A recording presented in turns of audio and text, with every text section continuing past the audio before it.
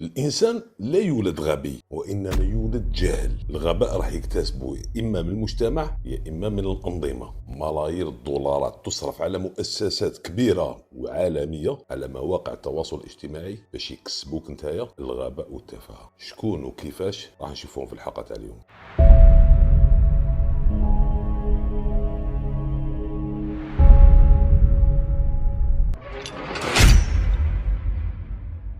معكم رائد فلوج، مرحبا بكم. الموضوع تاع اليوم مهم بزاف يقيس كامل فئات المجتمع الجزائري وكامل فئات المجتمع العربي ويمتد حتى المجتمعات الغربية.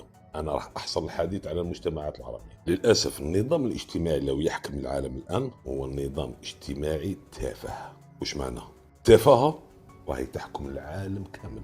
كي تشوف الشباب الجزائري ولا العربي ولا الشباب المسلم يدخل مواقع التواصل الاجتماعي ويديبونسي بزاف طاقه فيها باش تكون النقاشات تاعو لا تريكو فلاني شباب وتريكو فلاني ماشي شباب، بنادم فلان مليح وبنادم ماشي مليح، الطفله هذه شابه والطفله هذه ماشي شابه، هذا عنده عضلات وهذا ما عندوش عضلات. والمواضيع اللي تشوفوها مهمه انه فلانه تحكي على دارهم وفلانه تحكي على الزوج تاعها، وحده تحكي على صاحبها اللي خرجها، وحده تحكي على الطوموبيل اللي شراها لها، والشاب فلاني يتداوس مع شاب اخر على جال بالون، ولا انت قلت وانت قلتي. والطوندونس تاع هاد لي فيديو هادو راهي غير تطلع.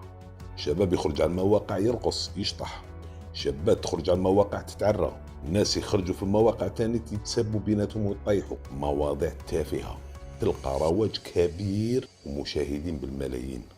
تحديات تافهه، العاب ودي برانك تافهين، احكام تافهه، والمتابع يكبس وفرحان ويتفرج. والمشكل الكبير انه يقلد ويقدر يدافع التافهين ضد الناس العقلاء. ملايين تاع الدراهم تصرف على قنوات ولا على حصص ولا على العاب يجتمعوا فيها الناس باش يطلعوا المحتوى التافه. يقدروا يحضروا ضيوف شرف وضيوف هذوك القنوات ينحوا ثالث المجتمع. ما هو السبب؟ علاش لحقنا لهذا الوقت؟ علاش المجتمعات العربيه لحقت لهذا الموقع؟ شكون يتخبى موراه؟ نشوفوا النساء الهدف تاعهم ما ولاتش المعرفه، ما ولاتش الثقافه. النساء اصبح الهدف تاعهم انه يكون عندهم جسد منحوت. الرجال ما ولاش الهدف تاعهم انه يكون اسره مع امراه مثقفه ومتربيه ومتخلقه، انما الهدف تاعو انه يبني اسره مع امراه عندها جسد منحوت. شباب صغار يدخلوا لمواقع التواصل الاجتماعي فقط باش يتفرجوا نساء عاريات. نساء عاريات على بالهم باللي باش يجيبوا مشاهدات لازم يتعراو. هل التفاهه هذه اللي رانا عايشين فيها هي هروب من الواقع المعاش، ولا هي سياسات لعائلات وانظمه عالميه تجبرك باش تولي تافه تغرقك في هذه الاحداث هذوما؟ هل من باب الترفيه انه تروح تشوف هذه الجياحات هذو مع المواقع التواصل الاجتماعي، ام انك نيه ولا غبي؟ هل طحت في فخ ديالهم ام انه كاين احتمال صغير انك تسلك؟ لو كان نحكموا اي شاب منا وتقول له كاين طريقين، كاين طريق اللي يلحقك للدراهم ولا الاحلام تاعك، وانما طريق طويل ومتعب بزاف وشاق وطويل بزاف، وتقول له كاين طريق ثاني اللي هو قصير ويلحقك للشهرة والاحلام تاعك. بالطبع اي واحد راح يروح للطريق القصير حتى لو كان ذلك بتهديم اخلاقه. احكموا اي شاب صغير او شابه تقول له شنو الاحلام تاعك؟ طوموبيل، دراهم، مرة شابة، فيلا. بالنسبة للمرأة طوموبيل، زوج مرفاه، شباب، نسكن وحدي، لي فواياج. أهداف مادية كيف يتم تحقيقها؟ وهنا نلقاو بلي مواقع التواصل الاجتماعي والتكنولوجيا الجداد جات باش تحقق لك الأحلام تاعك هذوك بسرعة بلا ما تتعب. تقدر دير دراهم بالخف وتترفه بالخف وتولي مشهور بالخف وتتهاطل عليك العروض من كل النواحي ويعرضوك الحصص تلفزيونية فقط بشرط واحد: التنازل عن الأخلاق وركوب قارب التفاهة.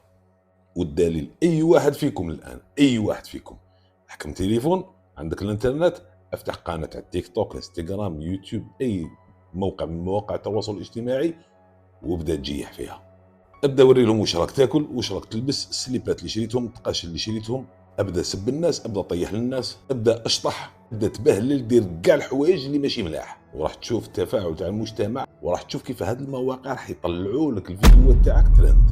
الخوارزميه تاع هاد المواقع هذوما مصممه خصيصا باش تعاونك تولي مشهور، وراح تربي لك في عزة نفسك انك انت وليت انسان مشهور ومؤثر حقيقي، وراح تكتسب هذيك القناعة انك تقدر تأثر على الناس، ويا صح تقدر تأثر عليهم سلبيا.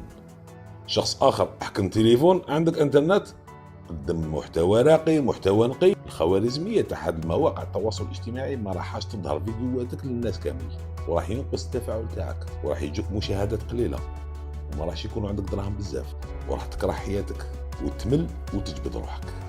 على بالكم باللي المتابعين تاع منصه التيك توك في العالم 40% منها مراهقون. على بالكم شحال يدخل الشركه المالكه للتيك توك اللي هي بايت دانس، شحال يدخل دراهم من هذاك الموقع ولا من هذيك المنصه؟ ملايين من الدولارات يوميا. باش يدخلهم منصه تيك توك اللي شفنا الخوارزميه تاعها خوارزميه خبيثه، تشطح فيها وتبدا تعيط فيها وتدير السمير وتدير الجياحه والتفاهات كامل وتبدا تسب الناس وتبدا تداوس مع الناس.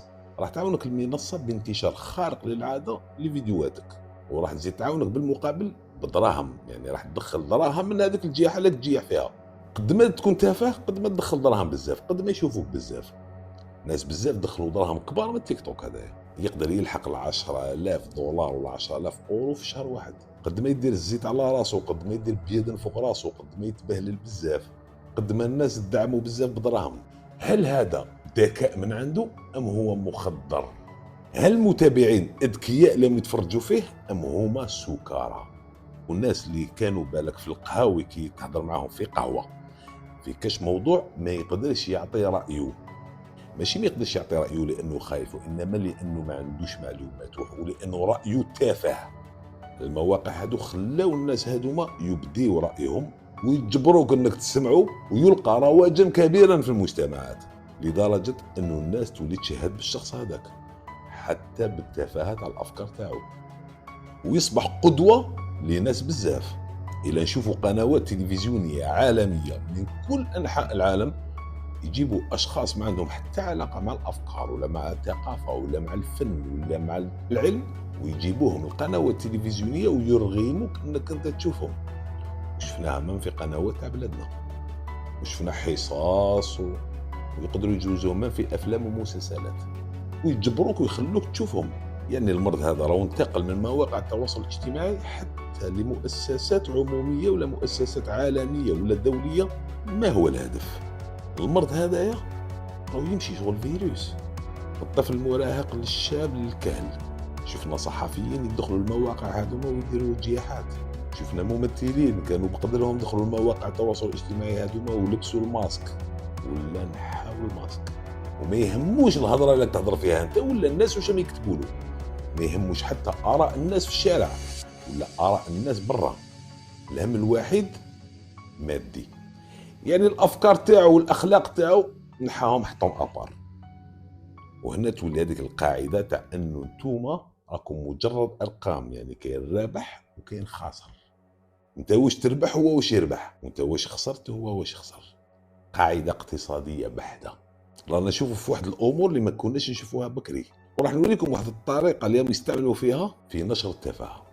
لما يحبوا يفسدوا المجتمع راح يبداو يغرسوا في المجتمع هذوك افكار اللي هي خارجه على المجتمع. نعطيكم مثال بسيط، المجتمعات المسلمه والمجتمعات العربيه، ونعطيكم مثال من بالمجتمع الجزائري.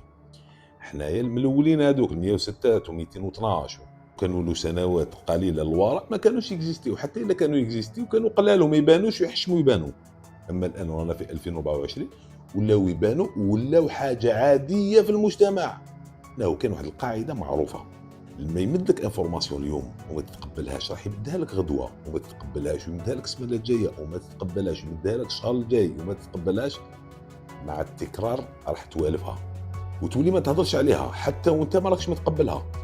ولكن بعد اشهر وبعد سنوات راح تولي تجيك حاجه عاديه، والعقل الباطني نتاعك راح يتقبلها بلا ما يفيق. لما تشوف انت امراه نحات الحجاب ما يعجبكش الحال، ولكن الا شفتها خطره وزوج وثلاثه وربعه ولاو بنات بزاف ينحوا الحجاب ويبانوا في المواقع التواصل الاجتماعي، المتابعين تاعهم ما راحش يتقبلوها لمده معينه. بعد المده هذيك راح يولفوا المظهر وراح تولي تجيهم حاجه عاديه. شفتوا كيف يوسخوا المجتمعات؟ بالتكرار. احنا ما راناش نحاربوا هذه الافات هذوما، حتى الناس اللي يتحارب في الافات هذوما اشخاص قلائل، وللاسف ما يبانوش مع التفاهين هذوما اللي بزاف. حتى المشاهد ولا المتابعين ما يعاونوناش، تلقى روحك شغلك تغيط باطل، مع انه مشويصره كامل مؤامره. كاين واحد القاعده انه كيفاش تضرب انت، كيفاش تضرب بلاد. مثلا كاين دول تحب تضرب منظومه الاجتماعية الجزائرية. يضربوك بالتعليم ويضربوك بالمرأة ويضربوك بالدين، يخلوك انت ما تتبعش الاستاذ، يخلوا التلميذ ما يحترمش الاستاذ، ويخلوا الاستاذ طايحه قيمته في وسط الناس تاعو، في وسط التلاميذ. وشفناها وين تلاميذ ضربوا اساتذه، وين تلاميذ راحوا جابوا والديهم وضربوا اساتذه. الاستاذ يكره حياته ويولي يخدم خدمته ويروح، لانه كره الاستاذ هذاك، عيا تعب، يلقى روحو يخدم باطل. اذا راح يضربوا لك المنظومه التربويه، وين يخلوا الناس ثاني باللي يقول لك القرايه ما فيهاش فايده. علاش نقرا؟ ما نقراش. هي المؤثره فلانيه ما قراتش وراه يدخل الملايين المملينه في الشهر، فلان ما قراش وراه يدور مرسيدس. يكسروا لك التعليم. النقطه الثانيه، يضربوا لك المراه يرجعوها، يفهموها باللي عندك حقوق وراكي مضطهده في المجتمع تاعك، وباللي الرجال يحقروك، وباللي الدين يحقرك، وباللي الدوله تاعك تحقرك، وباللي لازم تخرجي لبرا، ولازم تتعري باسم الحريه، ولازم تقدري تسبي، ولازم عندك الحقوق وما كاش يهضر معاك. بما انه المراه هي مدرسه المجتمع، الا خربوا المراه راح يخربوا العائله تاعها، يخربوا ولادها. نساو لو ما يهتموش بالتربيه تاع الدراري كيما يهتموا باللبسات تاعها، كتكون راح تخدم، رايحه لخدمتها تلبس مليح وتماكي مليح ودير ريحه، تدخل الدار تلبس الجبه وما تهتمش براجلها وما تهتمش بولادها، بصيغه انه تعبت عيات من الخدمه. وبالك ولادها ما يترباوش ميبا عندها في الدار، راح يترباو في لاكلاش. يعني راح تشوفهم 2 سوايع ولا 3 سوايع في النهار يرقدوا السلام عليكم. والحاجه الثالثه راح يضربوا لك الدين بحكم العلمانه وما علمانه، راح يشوهوا صوره رجال الدين في بلادك، ويولي الشاب او الشابه يبعد على رجال الدين. بعد على رجال الدين راح يبعد على الدين، ويخلقوا بلبله بين رجال الدين بعد، والمجتمع تلفت له. يعني راح يكسروا لك المجتمع من الاساس ديالو. نظام عالمي خبيث.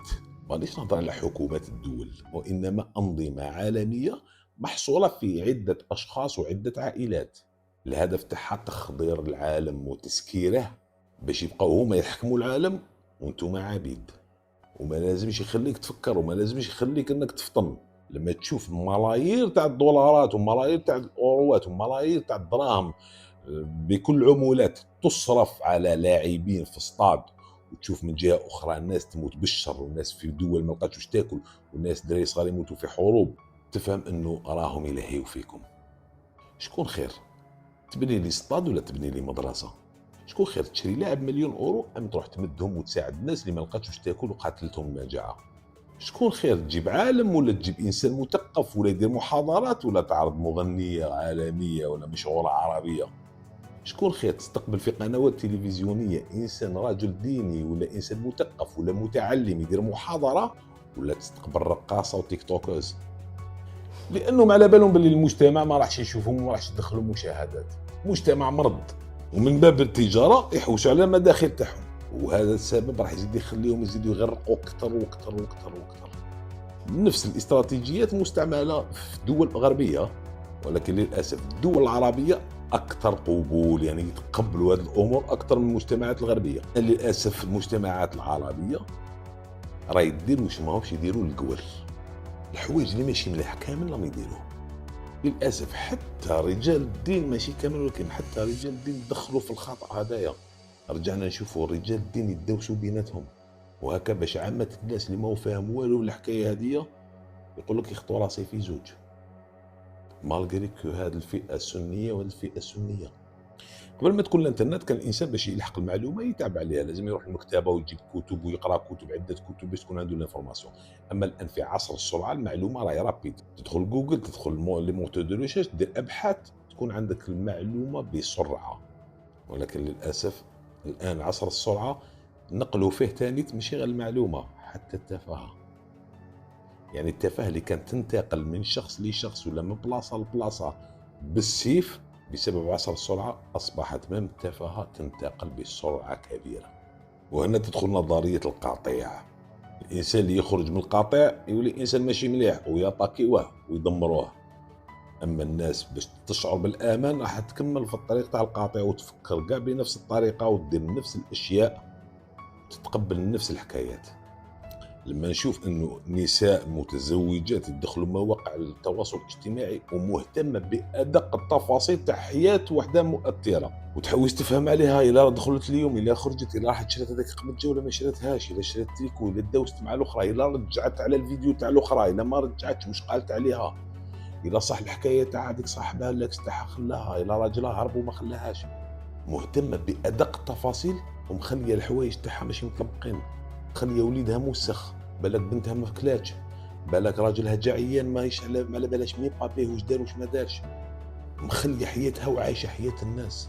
لما نشوف رجال، انايا رجال يعني باش يلاغمهم، مخلي مرته وولادو يتبع لي في السوسيالات، انا في لي ريزو سوسيو يتبعها باسكو الكور تاعها منحوت، يدخل القنوات تاع النساء باش يكحل بنات الناس ومابونيهم كامل.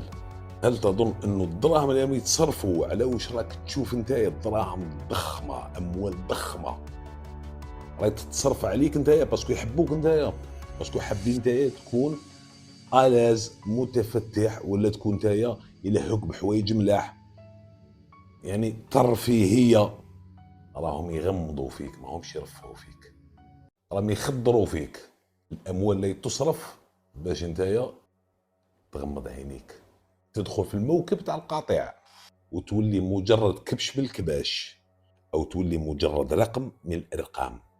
يعني اوليو نشوفوا احنا في مواقع التواصل هذوما، نشوفوا الناس اللي تستفاد من الحضارات والثقافات والافكار والاعلام والمعلومات، شغل غرقونا في الغرقه وحنا فرحانين بالغرقه تاعنا، نوروا الناس بلي رانا مسخين بها، ومن بعد يقول لك حريه التعبير، حريه الافكار، حريه المراه.